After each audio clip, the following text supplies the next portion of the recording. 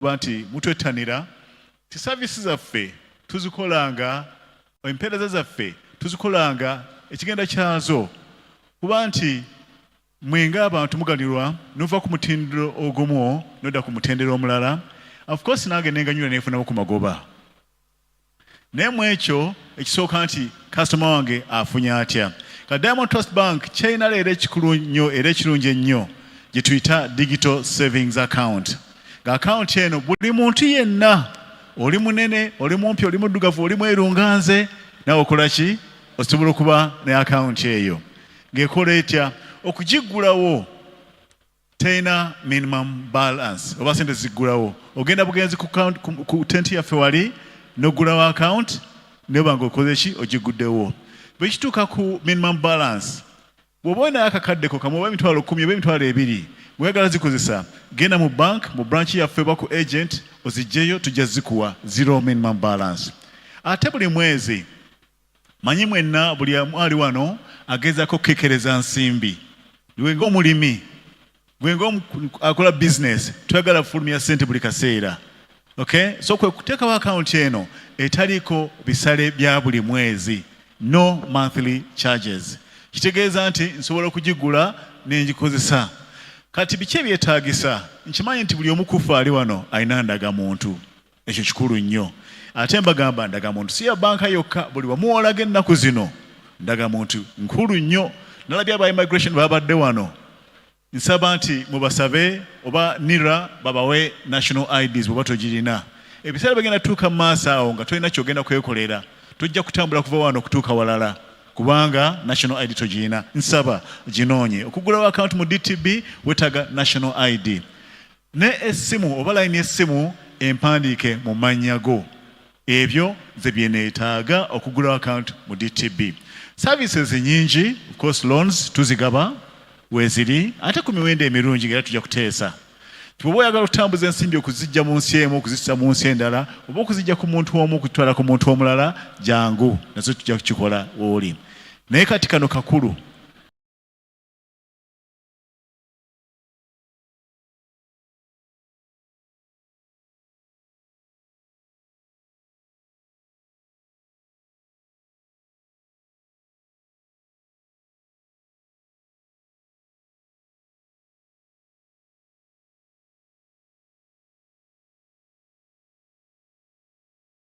mbitunda wa. Okay? Era mbikutunza ani anaabigula essimu eyo nkulu nnyo gy'oli. So togikozesa kumala budde kulya data kwonona ssente nga tolina kyofunamu. Use it for that purpose. Naffe nga Diamond Trust Bank tulina kye tuyita mobile banking M24/7. Ng'omugaso gwayo kuyamba nti buli w'oba nga oli essimu ogenda gikozesa okutegeera ki account yange bwetambula, balance ayimiridde atya ku zero, statement isobola gifuna ku simu wano wendi gifune. Bw'ova ku ekyo tinina abantu benina bensasula balina DTB balina mu account. Tambuza ssente okuva ku account mu DTB ogiweereza omuntu omulala omusasule bulungi. Tugambe n'abantu nga 5 oba 2 tugambe n'omu ne baba 10 ojja basasula at 0 shillings, transferring money from your account to their accounts through DTB mobile banking. Okay? Atega kuliko n'ebirala bingi nnyo. Oyagala kutegeera forex rates ziyimiridde zitya.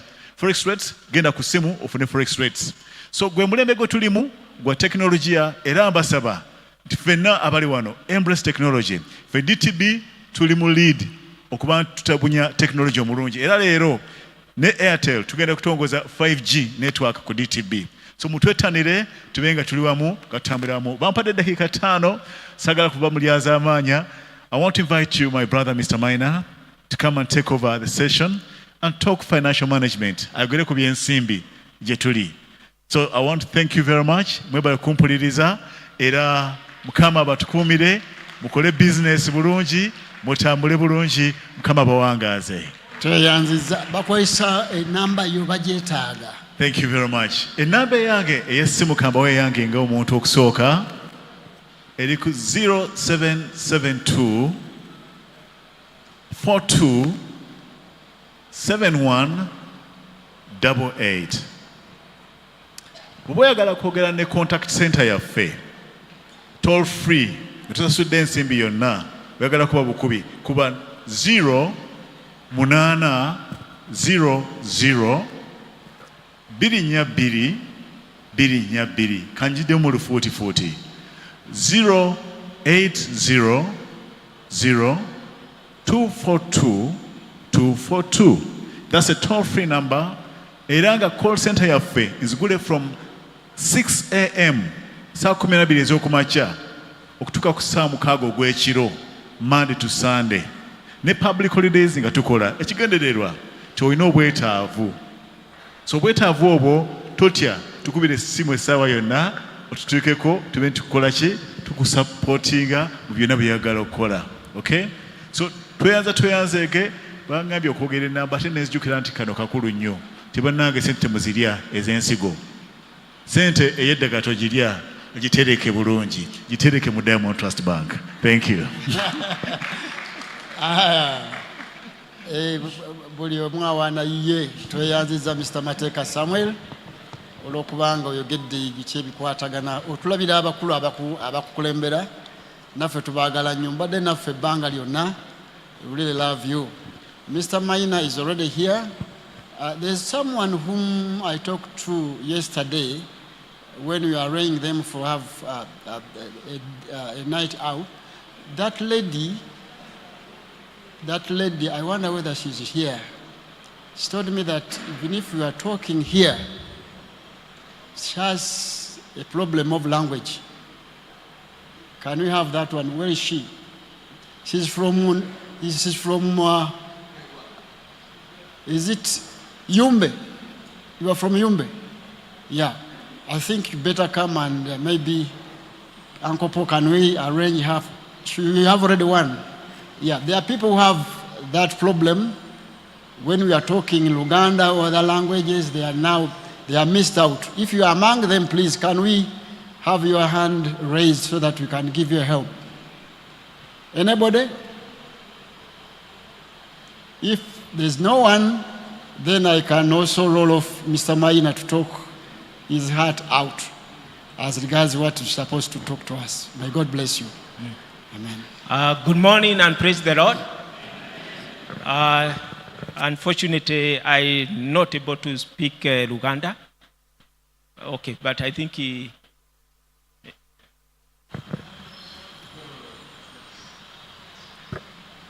because you're using English strictly, and most people don't know. Yeah, so just help to at least to articulate some few issues that I might be discussing over. Angenda kubanza nsobola okujjayo ensonga okulambula ensonga ezimu mu lulimi olwaffe lwe tutegeera. Yes. My name's Karioki Maina. Erinnya lyange nze Karioki Maina. As you have heard, I'm from Kenya, but I've lived in Uganda for 20 years. Nga bwe muwulidde nti nze nsibuka Kenya naye mbadde Uganda okumala emyaka 2. And those 20 years plus, I was with this bank called DTB. Era emyaka egya 2 n'omusobo mbadde ne banka eno eya DTB. Yes, and I think I want to congratulate my brother here, Mateka, who have continued the motto of supporting this main convention, even if I'm not working with the DTB. Njagala okwebaza muganda wange ono eyeeyongedde okukubiriza okuwagira olukuŋŋaana luno olw'abasajja nga yadde nze sikyakolera oba nga sikyakola na DTB. Yes, it's quite important that banking, we are here to talk about business. Kikulu nno okutegeera nti tuli wano okwogera ku byenfuna, banking. Yeah, and in business it's more about money. At the end of the day we are discussing about money. Ate bwe twogera business bassebo ne bannyabo twogera ssente, oluvannyuma lwa byonna tujja kumaliza twogedde ssente. Yes, and if you look at what God said, when in Genesis 1, when we talked about creating the world, bw'otunuulira Katonda kye yayogera mu lubereberye essula esooka bwe yayogera ku kutonda ensi, what he did, he spoke a word. kye yakola yayogera kigambo. And when the word was spoken, kigambo bwe kyogerwa, we found material things coming into place. Ne tulaba ebintu nga bigenda byeteekateeka mu bifo. Including yourself and myself. Naawe bw'otyo bwe wajja nange bw'entyo bwe najja. So what needs is that most of the things that we have to deal with, we should remember they are more spiritual than even material. Kakati ekikulu mu kino tutegeere nti buli kintu kyonna kye twogerako oba ekintu kyonna kye tukola tutegeere mbu kya mwoyo nnyo nga yadde emibiri gye gikikola. So when you are thinking about business, kati weba olowooza ku bizinensi what actually goes through your mind? gwe ki ekikuyita mu birowoozo? You sit back and start formulating, imagining things. Otuula emabega n'otandika okuyiiya muli munda ebintu okubifumiitirizaako. And those things that you are imagining things that are going to solve problems. Ate ebintu ebyo nga by'ofumiitirizaako ofumiitiriza ku bintu ebigenda okugonjoola ebizibu. Whether you are planting, whether you are in agriculture, whether you are in a service industry, whether in your production, it doesn't matter. What you are doing is that you are working on solving a problem. N'oba oli mu bya bulimi, n'oba oli mu kutandika bya industry, buli kyokola gye kiggweera ekikulu nti oba ogonjoola nsonga. And that solving of a problem, era okugonjoola okwo okw'ekizibu, first of all, settles where you think about, and in your mind and in your spirit and in your heart, you think about how do you go about solving that problem. Kati awo mu bwongo bwo, mu birowoozo byo, mu mutima gwo n'omwoyo gwo otandika okulowooza nti ekizibu kino bwekiri naye nkigonjoola ntya. So the first thing is you identify the problem. Kakati ekisooka osooka n'otegeera nti kati waliwo ekizibu. Once you identify the problem, w'omala okuvumbula ekizibu ekiriwo, through you asking the Lord to give you insight, kakati ekyo okikola ng'obuuzizza Katonda, Katonda n'akuwa amagezi. you start devising ways of solving that problem. Kati onootandika okuteesa n'okuyiiya engeri ey'okugonjoolamu ekizibu ekyo. And that's where now it comes into a business idea and a business venture. Kati awo mwe muva ekirowoozo eky'okutandika bizinensi oba ekirowoozo eky'okutandikawo ekintu ekireeta ssente. And those business ideas Ate ebirowoozo ebyo eby'okutandika bizinensi requires some knowledge on how you manage them. byo byetaaga okumanya ngeri ki gy'ogenda okumanagingamu, ngeri ki gy'ogenda okukolamu bizinensi eyo. So before I go now, now if I go to I just want to walk through the topic, then we'll do questions and answers, and any area you might want me to elaborate, I'm free to elaborate on it. I'm going to discuss about management, financial management. Kakati ngenda kwogera ku mutwe, bwe naba ngumaze mujja kubuuza ebibuuzo, nja kubiddamu byonna bye munaba muyina. Nze omutwe ogwampeereddwa ngenda kwogera ku ngeri ki gy'osobola okumanagingamu ssente. Let's base management from the word of God. Katwogere ku kigambo kino okumanaginga nga tuva mu kigambo kya Katonda. I'll just talk about, if you look at Genesis verse 4 to verse 6. Bw'otunuulira lubereberye 4:6. Genesis 2. Genesis lubereberye essula ya 2 olunyiriri lwa 4 paaka olw'omukaaga. What it says is that God created the heavens, the earth, the animals, the plants. Bayibuli kyegamba nti Katonda yatonda ensi, n'atonda eggulu, n'atonda ebisolo, n'atonda ebimera. However, there's one thing he had not done. Naye ate kintu kimu kye yali tannaba kukola. He had not created you Yali gwe tannaba kukutonda to manage okufuga his creation. ebitonde biri ebirala byonna ebyali bitondeddwa. So very important is that you should always understand is that what you are here to do Kakati kikulu okutegeera nti ky'oli wano okukola is to manage God resources. kwe kufuga ebyo Katonda bye yateeka ku nsi kuno. All resources belong to God. Buli kintu kyonna ekivaamu omulimu kya Katonda. Never forget about that. Ekyo tokyerabiranga. And when we discuss about money, Ate bwe tumala ne twogera ku ssente, one of the reasons why we are not very successful, ekimu ku nsonga lwaki n'okukulaakulana tetukulaakulanye, because we don't understand who owns that money. kubanga bulijjo tetutegeeranga ani nannyini ssente ezo. Our role is to be a manager. Omulimu gwaffe gwa kufuga, gwa kumanaginga. And that management, Ate okufuga okwo you look at the resources that God has given you, otunuulira ebyo Katonda by'akuwadde, through the knowledge and the skills that he has given you, n'otunuulira ku bukugu, n'otunuulira ku kumanya Katonda kwakuwadde, you add value. kati olwo n'obyongerako amakulu. And once you add value, Kati w'obyongerako amakulu, there is expansion. wabeerawo okugasiwa. A very simple case. kintu kino kyangu nnyo. God created the trees and the plants. Katonda yatonda emiti era n'atonda n'ebimera. What's your role?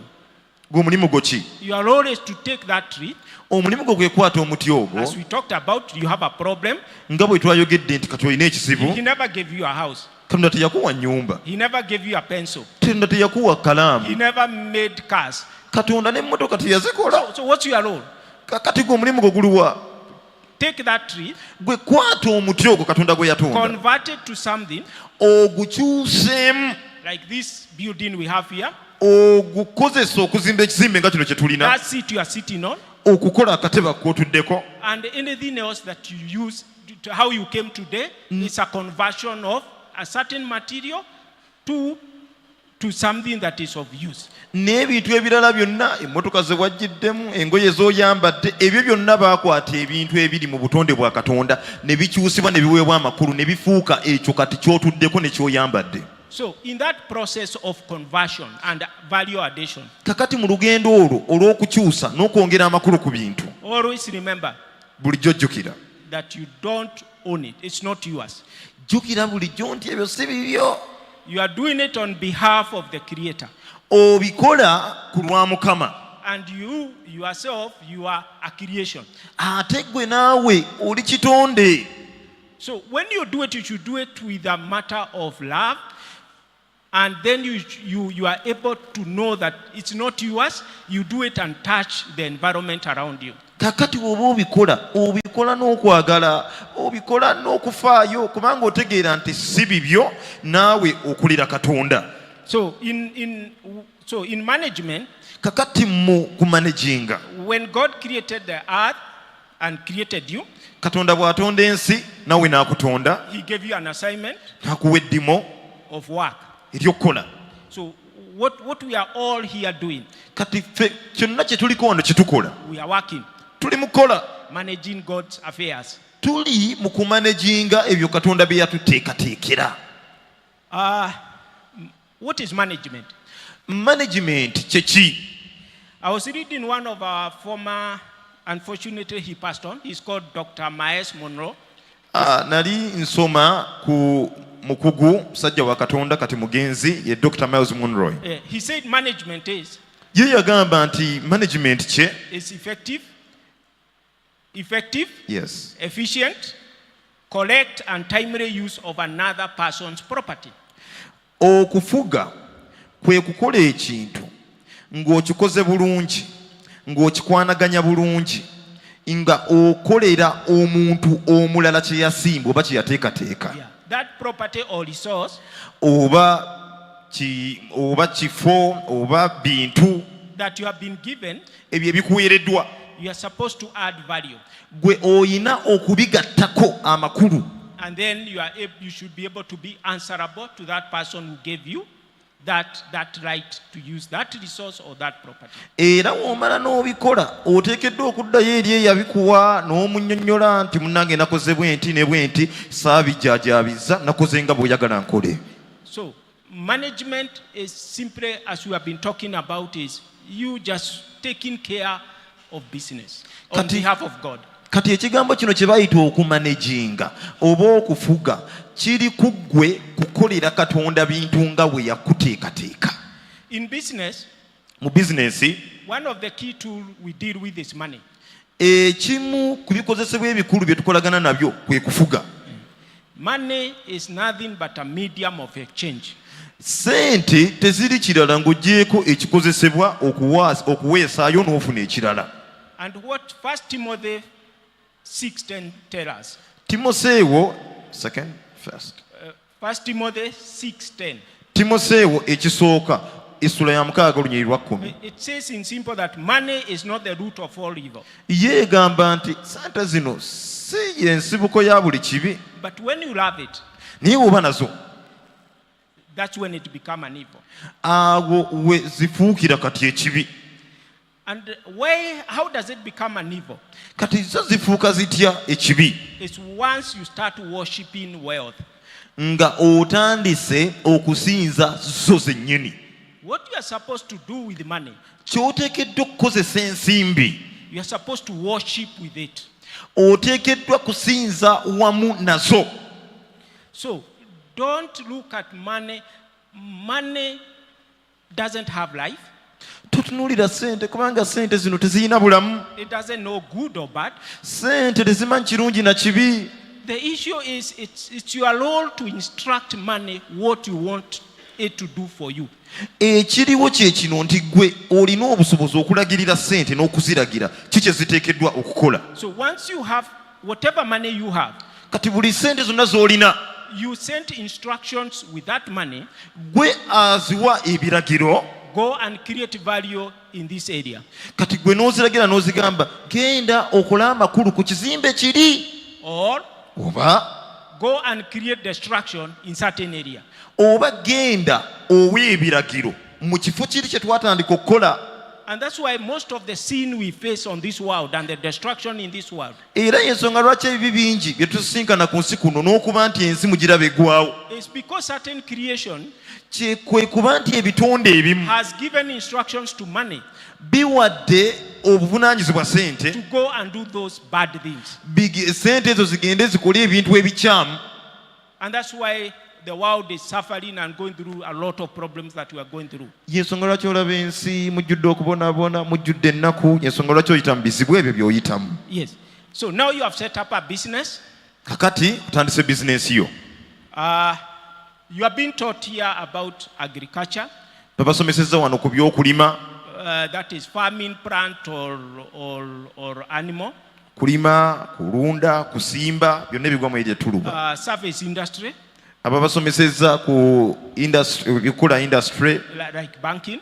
Nga bw'olaba okubankinga, kutereka ssente. Or a production. Oba n'okufulumya ebintu. Within that, for the success of those business ventures, mu ekyo ku lw'okuwangula bwe zityo, we need to understand financial management. Tuteekeddwa okuyiga ssente zino bazifuga batya. And what is financial management? Kati okufuga ssente kye ki? Financial management it's the way you manage the money. Okufuga ssente y'engeri gy'ozikwatamu. And how do you do it? Ate okikola otya ekyo? You need to plan. Oteekeddwa okuteesa. You need to organize. Oteekeddwa okweteekateeka. You need to direct or lead. Oteekeddwa okuziragira. And you need to control. Ate oteekeddwa era okuzifuga. Once you do those things, bw'omala n'okola ebintu bwe bityo, your business venture or your business, whatever you are doing, will start succeeding. Buli kye watandika okukola oba bizinensi kyonna ky'otaddemu ssente ezo kijja kukulaakulana. Let me highlight some few points here and there about those things that you are supposed to do. When we talk about planning, Nsimbe essira ku ebyo ebintu bye tuteekeddwa okukola. Bwe twogera ku kintu kino kye bayita okupulaninga oba okuteesa ekintu. what does it mean? Kitegeeza kikyo? As we said, you have a problem Nga bwe twayogedde nti kati ekizibu okitegedde weekiri. that you are looking for a solution. Kati onoonya kyakuddamu. Now, what you need to do, Kye weetaaga okukola, you scan the environment around that problem. osooka ne wekkeeneenya embeera yonna eyeeteerodde ekizibu ekyo. Once you understand the economic conditions or the environment you are going to operate in, bw'omala okutegeera nti naye eno embeera gye ŋŋenda okukoleramu ŋŋenda gijjamu ntya ssente oba nteekamu ntya. you understand the competition that you are going to face. N'ekirala n'otegeera nti wooli si ggwe yasookawo waliwo abakulwanisa. Remember, you are not alone in this venture. Jjukira mu bizinensi muno si ggwe wekaaliyo. So, and then you need to be, from there, you are supposed now to develop good decision making. Kati olwo n'otandika okukola ebiteeso eby'amagezi okusalawo okw'amagezi. And then you need to write down Kati n'otandika okuwandiika.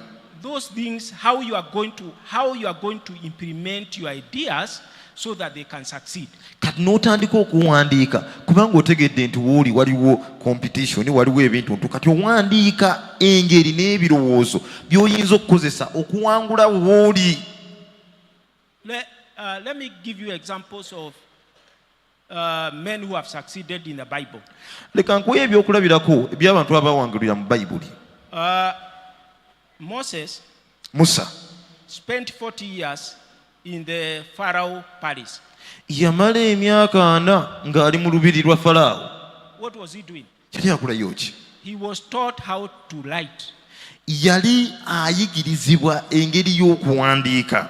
And that writing, Era okuwandiika okwo that's why he was able to write the 5 books, the first 5 books of the Bible. yensonga lwaki era mumusomyi muba temumanyi kyamwanguyira nnyo okuwandiika ebitabo ebisooka ebitaano ebya bayibuli. So how does it help you? Kakati kikuyamba kitya? You are able now to articulate your ideas.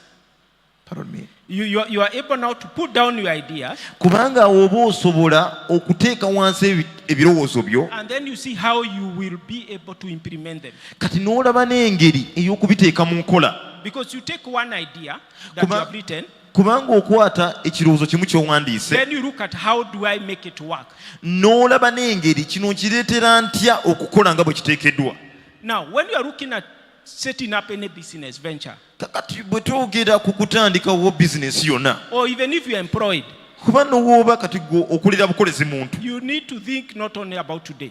tuteekeddwa kulowooza ku mmere ya leero yokka. You need to think about 5 years, 20 years from today. Oteekeddwa n'okuba ebirowoozo nti emyaka 5, 10, 20 ojja kuba okyali ku nsi kuno.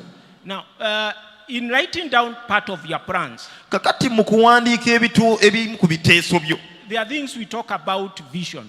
waliwo ebintu bye twogera, ekimu ku byo kwe kwolesebwa. And vision is those things that you want your business Ate okwolesebwa bye bintu ebyo by'oyagala mu bizinensi yo to impact the world okukola amakulu ku nsi, on a long-term basis. naye ng'ago amakulu gajja kubaawo eyo mu maaso. So if you are starting today a small business, Kati olwaleero w'otandika ka bizinensi nga katono, so that business you see, for example, you could say, I want to start a business to affect only my community, but in your mind, you should be saying, one day, I want my business to impact the entire world. kakati osobola otandika bizinensi n'ogamba muno bizinensi eno ngikola ntunda amandaazi ku kyalo, nnyambe ekyalo bafune ebyokulya, naye mundamu gwe mulina obeeramu ekirowoozo ekigamba nti mu myaka tuliba olwo kati nga bizinensi etambudde kati ng'eyamba ggwanga lyonna. So, and that's why it's very important to document what God is inspiring you to do. Yensonga lwaki kikulu nnyo bulijjo Katonda wamala n'akuwa ekirowoozo kiwandiikenga. If you don't document what you want to do, Kubanga bw'otawandiika ky'oyagala kukola, what usually happens? ki ekibaawo bulijjo? You know, every day you say, I want to do 2, 3 things. Omanyi bulijjo ogamba nti njagala nkola ebintu 2, 3, You do 2, n'okolayo 2. and the third one you can't remember. Kakati ekyokusatu kiwateesezza okkola nga tokyakijjukira. And you scratch your head all time trying to figure out what was that item. Kati n'otandika okutakula omutwe ati ogezaako okwejjukanya naye kiki ekyo kye nadde njagala okukola. But if you had documented them, So nga singa wabadde wabiwandiise, all you have to do is to go back to your document. ky'olina okukola si kutakula mutwe, ddayo eri mu kiwandiiko kyo.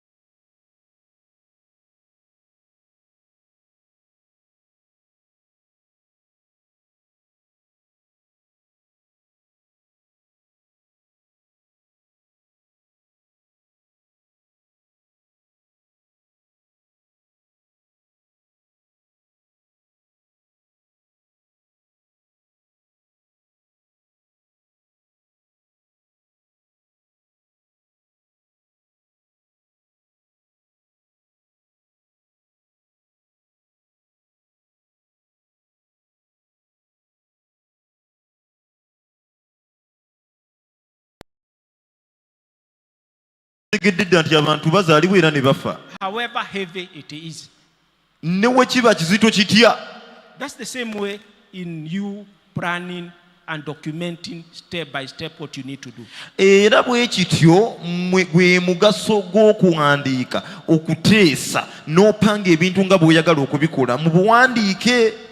In those documentation, there are things you need to write about goals and objectives. Mu kuwandiika ogwo mulimu okuwandiika ku biruubirirwa ne by'osuubira. So, when I was in this bank, bwe nali nga nkyankolera banka eno ya DTB, we could say that in the next 3 years, twagamba ngoba twateesanga nti myaka 3 egijja we want to move from number, say, 10 to number 5. twegambanga nti myaka 3 twagala tuve kati eno tubeere nga tetukyali mu kifo kya 10 kati nga twambuse tuli mu kya 5. Then we now start writing. So if that is the aim, to move from number 10 to number 5. Kati olwo tutandika kwambuke tudde ku namba ey'okutaano. So we need to look at who are our customers. Kati ne tutandika otunuulira bakasitoma baffe be baani. How do we reach them? Ye tubatuukako tutya? Which products should I offer? Ye tulina kubaguza kiki? Which human resource do I need to do this work? Kakati neetaaga muntu ki anaasobola okufuga abakozi bano abatuusa awo ku birulirira byaffe. And then you document step by step. N'otandika okuwandiika ng'ova wansi mpola mpola. How you will achieve it. Engeri gy'onaatuukako ku ekyo ky'oluubirirwa. In the Bible, mu Bayibuli muno, in the book of Proverbs, mu kitabo ky'engero, the book of wisdom, ekitabo eky'amagezi, which was written by the richest man in the world that was and after. ekyawandiikibwa omusajja eyali asinze obugagga era tewali n'omu yamumenyeewo. Abantu bagaggawana ne teri n'omu yatuusiza bugagga bwa Sulemaani. And I would request you, Era nandikusabye read that book. ekyo ekitabo kirye buli. It has a lot of wisdom in it. Ekitabo ky'engero kirimu amagezi mangi. For example, it tells you in Proverbs 16:3. Okugeza ekugamba mu ngero 16:3. Commit to the Lord whatever you do, weeweeyo eri Mukama mu buli ky'okola, and He will establish your plans. era Mukama ajja kusimba ebiteeso byo. And there are so many other verses relating to that. Ate waliwo era ebyawandiikibwa ebirala bingi ebyekuusa ku ekyo. If you want to succeed well, W'oba oyagala okuwangula nno wangulire ddala, make sure you get the Lord in the mix of things. bulijjo kakasa nga Katonda omuteeka wakati owa buli kintu. Never put the Lord outside your business. Tokwatanga Katonda n'omujja mu ssente zo, ssente nga ziri zokka nga ne Katonda ali yekka. Basically, don't get the Lord outside your life. Pardon me. Don't get the Lord outside your life. Tokwatanga Mukama kumufulumya bulamu bwo. Because when He's in your life, Kubanga Mukama wabanga ali mu bulamu bwo, whatever ideas He will download to you, buli biteeso byonna byajja okukuwa. He will also guide you how to implement them. Era y'omu yajja okukuyamba okubiteeka mu nkola. The next item in management, financial management, is organization. Ekyokubiri mu kumanaginga kye kigambo kino ekya Now, organization, okuteekateeka. it's about the structures that you have to manage your business. Okuteekateeka kiri ku bintu bye weetaaga okusimba bizinensi yo. And don't look down your business. Basebo ne bannyabo, tonyooma bizinensi yo. And don't say, I'm not going to do certain things because my business is small. Ate togambanga nti biri sisobola kubikola kubanga bizinensi yange gitunuulira. So the business that you will set up, you need to have structures. For example, what we would call the chain of command.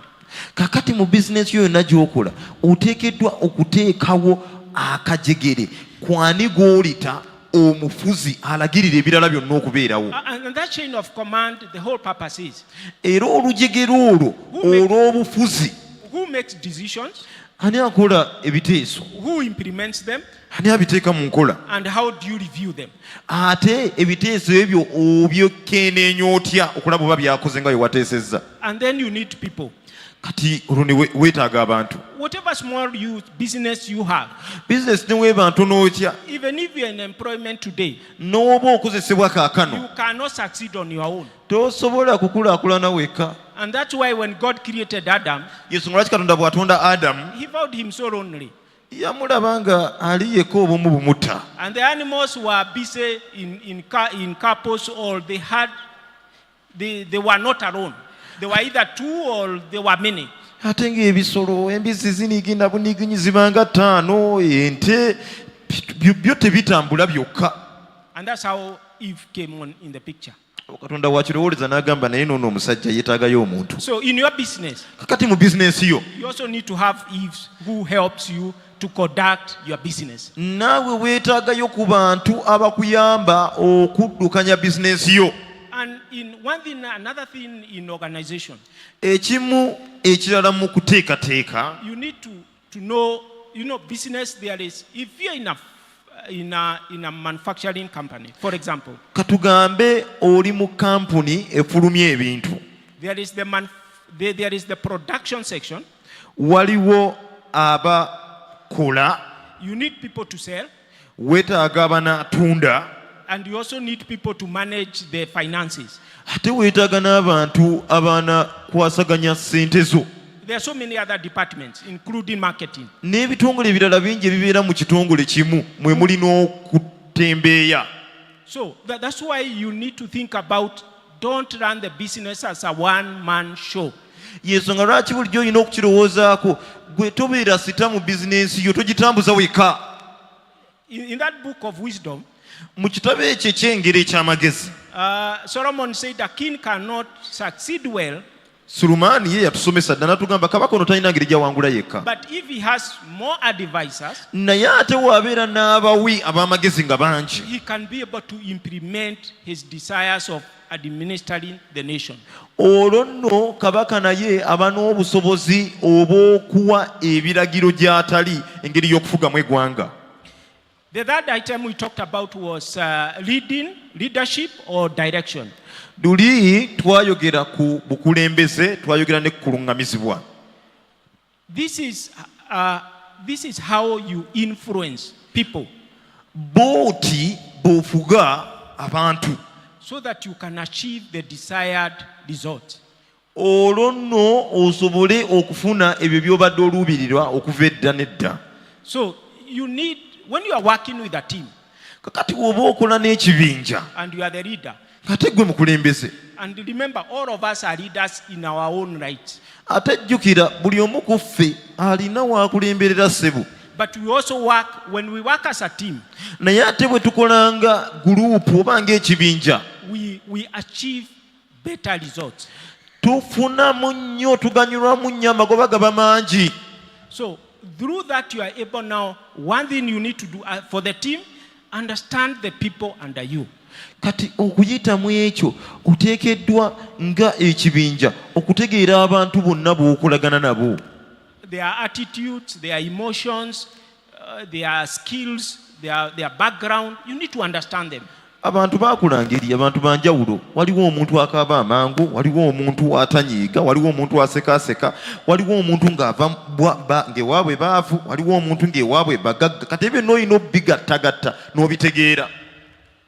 Because if you ignore people's attributes, kubanga w'omala n'osambagga obutonde bw'abantu n'empulira zaabwe, when you want to go this direction, w'oba oyagala okugenda oludda luli katugambe, others will go on the opposite direction. ojja kumaliriza gwe mukulembeze ogenda eri naye nga balala bo bagamba ffe tudde eno ssebo. So how will you achieve what you want to achieve? Kakati siganya oteesa naye kati onaawangula otya mu biteeso byo nga buli omu adda wuwe.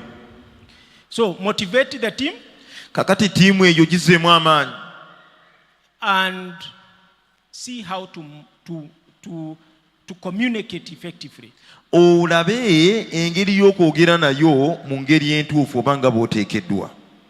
One of our major problems as Africans Ekizibu kyaffe ekisinga eri ffe ng'Abafirika is that we don't like reading. kiri nti ffe mu kuteekateeka kwaffe tetwagala kufuga kulembera, Reading books. Okusoma. Kusoma. Sorry. Yeah. So, because you don't like reading instructions. Olw'okubanga temwagala kusoma kugoberera biragiro. And to meditate on those words. N'okufumiitiriza ku biragiriro ebyo. So when you are communicating what you have understood, kakati oba oyogera ebyo byotegedde, you will always misfire. bulijjo bajja kukugoba. And when you misfire, ate bw'okola ensobi, people will implement what they had. W'okola ensobi mu kiragiro, abantu bajja kuteeka mu nkola ensobi eyo gy'obalagiridde.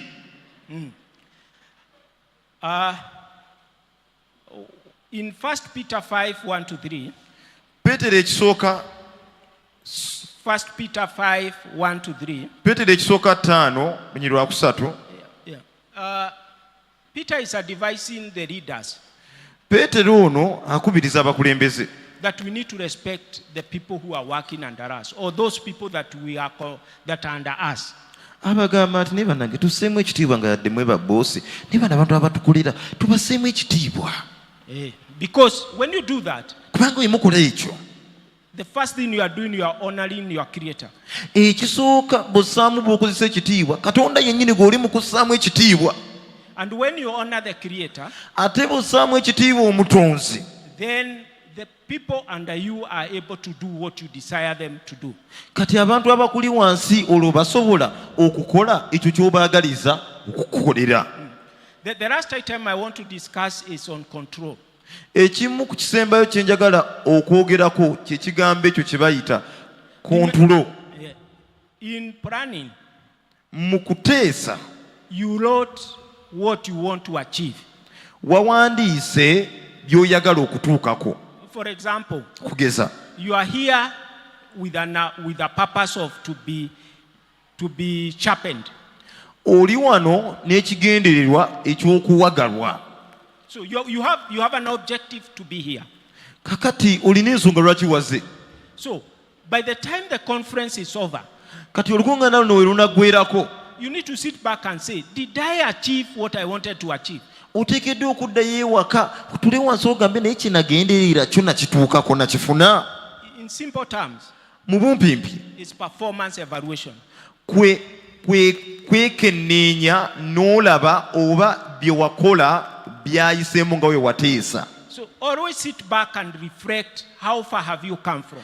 kati bulijjo tuula wansi ofumiitirize wajje wava. So where did we make mistakes? Yesu bitwazikulira wa? Then you can be able to see how to rectify it. kati olwo osobola okuteesa n'okusala amagezi engeri y'okuzigonjoolamu. In that process of performance evaluation, kakati mu ngeri eyo ey'okufumiitiriza n'okulaba oba bye wateesa wabituukako, you should ensure that the team and those who are assigned certain responsibilities, oteekeddwa okumanya nti ttiimu oba n'abo awaweebwa emirimu egy'enjawulo okukolera, they come back with their achievements. bakomawo nga nabo bafunye mu biragiro ebyo bye bawawa.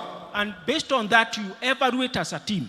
era okusinziira ku ekyo kati mutuula ng'ekibinja mwena ne mutandika okwekenneenya ensonga. Where have we gone wrong? Where have we succeeded? Where can we improve? wa bwe twakolera ensobi, wa bwe twayitiddemu, wa bwe tulina okwongera amaanyi. A very good example is the Bible. ekyokulabirako ekisinga ye bayibuli eno. Keep repeating certain words. bayibuli eno bulijjo esigala eddiŋŋana ebigambo. And they expect you to keep reading them. era bayibuli ekusuubira okuba nga naawe weeyongerayongera obisoma. So when you come and face a challenge, kati bw'ojja n'osisinkana ekisoomooza, you are supposed to reflect back. oteekeddwa okuddayo n'otunuula emabega. And that's how you'll be able to come up with a way forward. bw'otyo bw'ojja okufuna ekiteeso ekikwongerayongera mu maaso. So don't be afraid to do performance evaluation, including yourself. Evaluate yourself.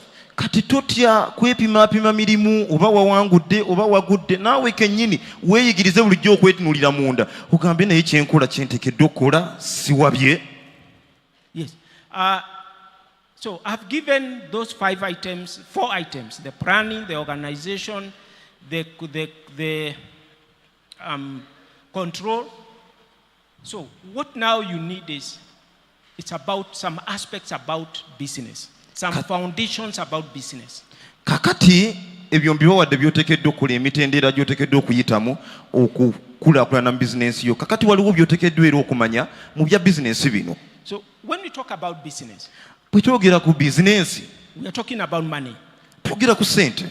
And that money that you are talking about Era ssente ezo ze twogerako, comes in as a revenue ezo ssente zijjanga or a cash flow, incoming cash flows. zijjanga ng'amagoba oba ssente endala ezikweyongerako. For this church to operate effectively, Kati ekkanisa eno okutambuzibwa obulungi, so that we have the power, we have the media, we have the seats, the clean place, they need you to give your tithe and your offerings. katulina amasannyalaze, ekkanisa etukula, radio eyogera, TV kweri, twetaaga okuyigiriza okuwangayo. That is their revenue or income. Kati ffe ng'ekkanisa bwetyo bwe tubeerawo, bwetyo bwe tufuna. So if you are employed, you have a salary, you have a wage, you have a bonus, you have a commission. Kaakati bw'oba ow'emulimu olwo oyina omusaala, oyina zibonasi, obusente zente bwe bakwongerayongerako, oba n'emiganyiro mingi ku bizinensi eyo oba ku mulimu ogwo. The people who are the exhibitors outside there, Abantu bali abali ebweru aboolesa, all they are doing is that they are expecting you when you pass by. kye bali mu kukola nti bakusuubira nti bw'oba oyita, If you find a product that suits your need, bw'osanga ekintu ekikusa ekyetaago kyo, you'll buy it. ojja kigula. And that's their income. Ate bo bwe batyo bwe bafuna. I was listening to a Jewish rabbi, Jew. He's an Israelite Omusomesa rabbi, yeah. Omuyudaaya. Yeah. He talked about that making money, Nali muwuliriza n'ayogera nti okukola ssente, it's more spiritual than physical. kale kyo kya mwoyo nnyo okusinga nga mwe mukitwala nti kya mubiri. And the things he said, Era ebintu bye yayogera you need to imagine. oteeka obifumiitirizaako. We have talked about it. You imagine. Twakyogeddeko dda nti ofumiitiriza, You formulate solutions. oyiiya ebyokuddamu. Remember your creator. Jjukira omutonzi wo. In Genesis 1:1, Lubereberye Sula esooka olunyiri olusooka. he found a problem of disorder Yalaba Katonda yalaba ekizibu ng'ensi etabuddwatabuddwa and voidness. nga erimu ekizikiza. And then he said, let there be. Katonda olwo n'alangira n'agamba leka wabeerewo. And he created the order. Era bw'atyo bwe yatonda ne wabeerawo oda mu nsi So muno. whatever God has given you as your talent and your gifts, Kati buli Katonda ekintu kyonna kye yali akuwadde ng'ekirabo kyo nga talanta yo, is you are supposed to imagine about this, how to solve that problem or how to use that gift in the best way possible. ekyo oteekeddwa okifumiitirizaako engeri gy'okukitumbiiza n'okola omulimu gwo nga bw'oteekeddwa. So how do you cultivate imagination? Kakati ebiteeso bino n'okufumiitiriza obifukirira otya? So how do you set yourself up that you can imagine solutions? Gwe weepangapanga otya okuteesa oba okufuna ebyokuddibwamu oba ebyokuddamu? So one thing he was recommending, ekintu kimu omusomesa oli omuyudaaya kye yali alagirira is you should spend more time reading books. Kusome. ye yagamba nti mutwale obudde bungi nga musome ebitabo. Yeah. Because when you read a book, Kubanga bw'osoma ekitabo even if it's the Bible ne weba Bayibuli or a book of business success or how to bring up children or how to build a project, oba ekitabo ekyokukola ssente, ekyokuzimba pulojekiti, ekyokukuza abaana, ekitabo kyonna ky'oguddeko okusoma, you put yourself in the position of the person who wrote that instructions. gwe oba osoma tosoma mulambaalo, weeteeke mu kifo ng'oli eyawandiika ebirowoozo bye yali alina ng'akiwandiika, gwe n'ebyo oba osomeramu. And how he was coming up with these ideas that he has documented down. Era gye yasinziira okufuna ebirowoozo bino byonna bye yawandiika mu kitabo ekyo. And through that, Era mu ekyo you will also start thinking of solutions. naawe ojja kutandika okulowooza kati ebyokuddamu. So how do you spend time Kati omala otya obudde with books? ng'osoma bitabo? Stop too much time on your social media, telephone, TV, things that don't make you think. Biri ebintu byonna kati bisaleko obudde. Simanyi olaba kazannyo, simanyi oli ku simu, oli ku WhatsApp, oli ku bintu ebyo tebikuyamba nnyo okulowooza nga bw'oteekeddwa. Because when you spend time reading or studying, you'll be able to come up with proper ideas on how to solve the problem you are facing. Kubanga omala obudde obungi ng'oli mu kusoma, ojja kufuna ebiteeso ebyetaagisa okusobola okufuna ekyokuddamu eky'ekizibu ekyo mu kusoma. Another quick way of you improving your business. Engeri endala ennyangu eyiyo gy'osobola okukozesa okukulaakulanya bizinensi yo. Have a positive mind. Beera n'ebirowoozo ebirungi. Be optimistic. Bulijjo beera ng'osuubira. And how do you gain these positivities? Era ebirowoozo bino ebirungi obizimbye otya?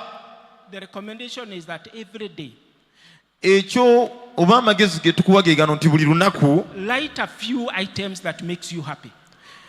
Kolayo ebintu, wandikayo ebintu oba kolayo ebintu ebikusanyusa gwe ng'omuntu. When you start writing things that makes you happy, Bw'otandika okuwandika ebintu ebikusanyusa, you improve the mood okola ku ngeri gy'owuliramu, and you improve the positivity of how you see things outside there.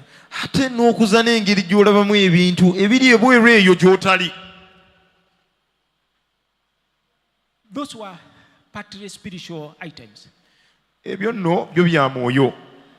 Let's come to business. If your business is not performing well, Kati katudde ku bizinesi yo weeba tekola bulungi, you are making some losses in the business. ofiirwa wano nawali, otandika bizinesi naye ofiirwa. One of the most important things is, first of all, you need to separate your business from your personal issues. Ekimu ky'oyina okukola kwe kwawula bizinesi yeeno n'ebizibu byonge ebintu ng'omuntu. Business money is business money. Personal money is personal money. Basebo ne bannyabo, kutandika bizinesi, sente za bizinesi zizzengamu.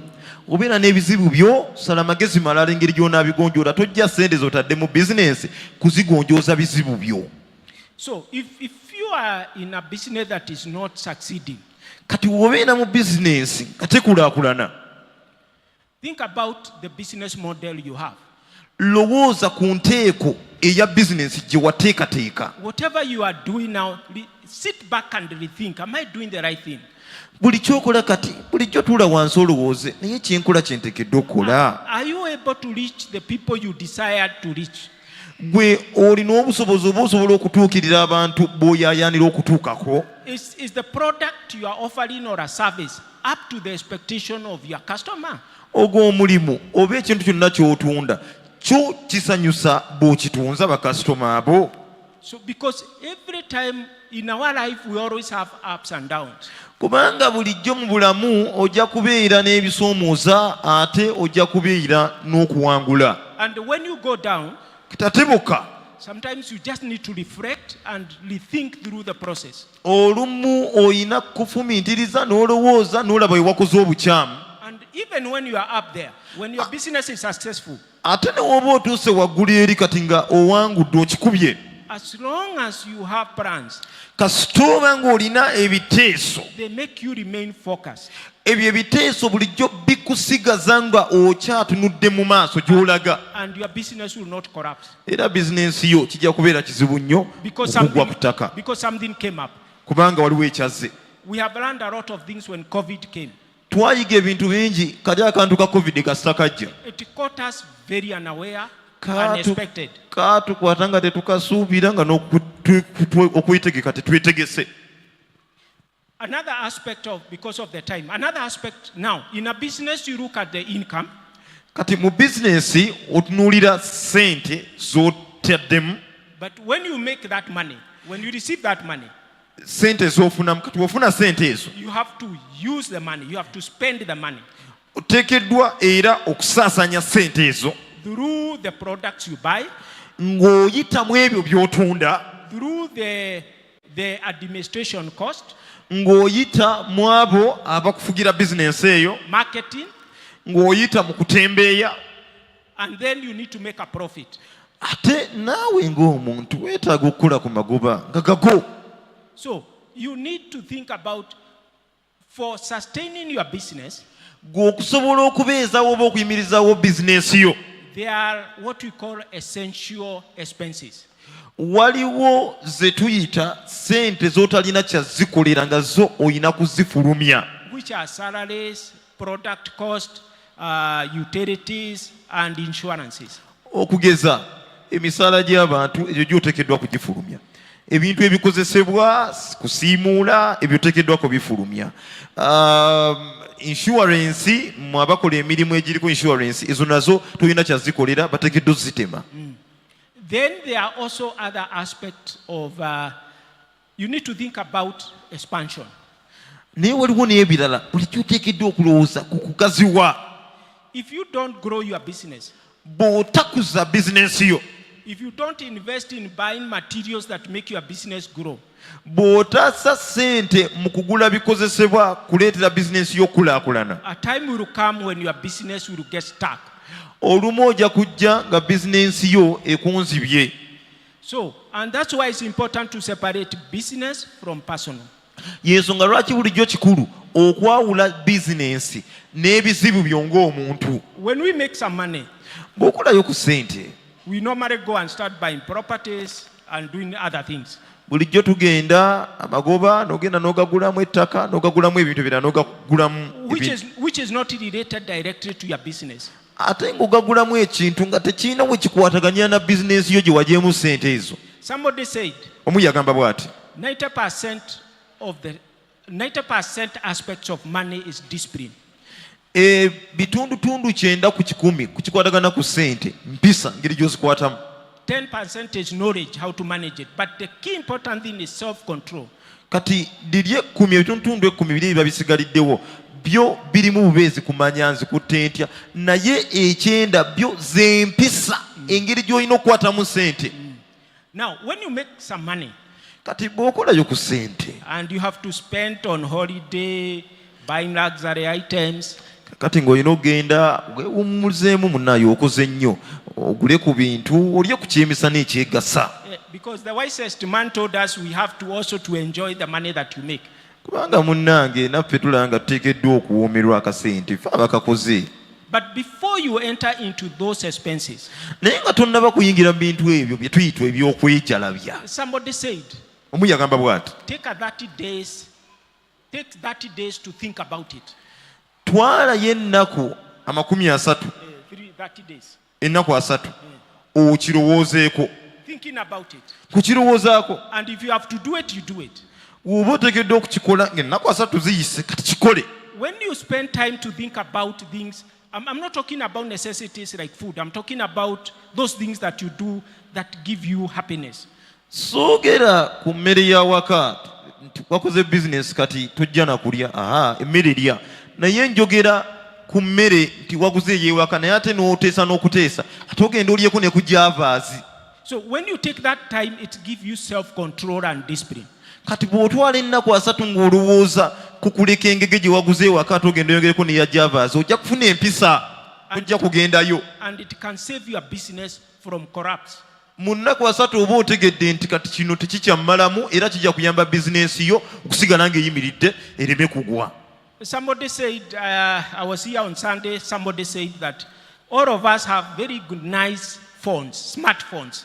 Nali wano ku Sande omuntu omu n'agamba nti ffenna tulina amasimu amalungi, amasimu ago aga simaati. And those smartphones, Amasimu ago mostly you only use 10% of what it can do.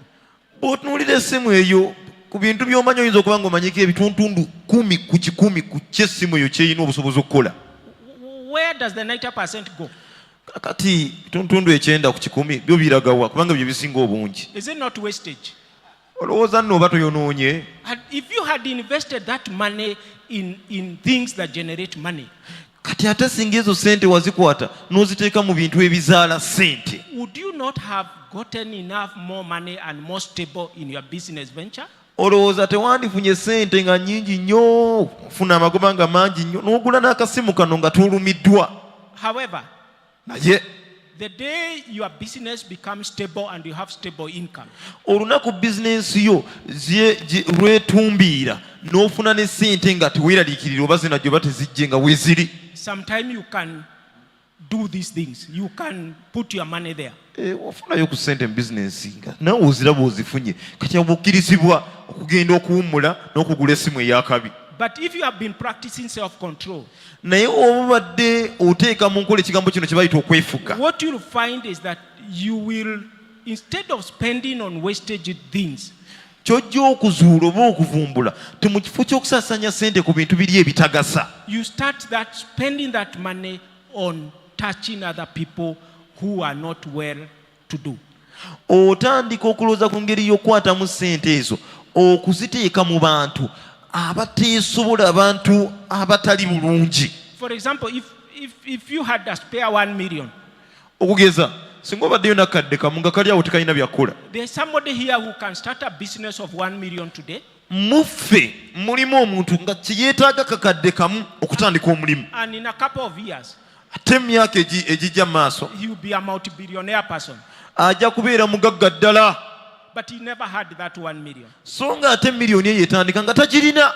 Because you will always find, as you grow older from experience, kubanga bulijjo ojja kizuula, kati wano bamazeeyi baffe abakuzeekuzeemu bo bakitegeera, certain things don't make sense anymore. ebintu ebimu nga tebikyakula makulu eri bo. Yes. Let me try to conclude. Kamalirize. There are 2 items that you need